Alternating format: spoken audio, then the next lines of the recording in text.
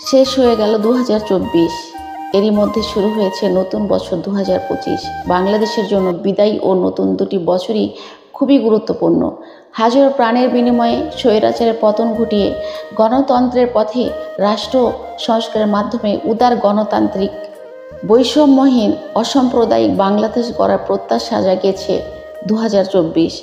নতুন বছর মানে সবার প্রাণে নতুন স্পন্দন, নতুন আশা, নতুন সম্ভাবনা। বিগত বছরের সুখ দুঃখ আনন্দ বেদনা পেছনে ফেলে অমিত সম্ভাবনার পথে এগিয়ে যাওয়া।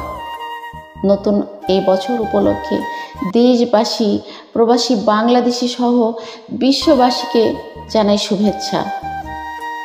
সকল শহীদের জন্য রইল এক বুক ভালোবাসা ও দোয়া।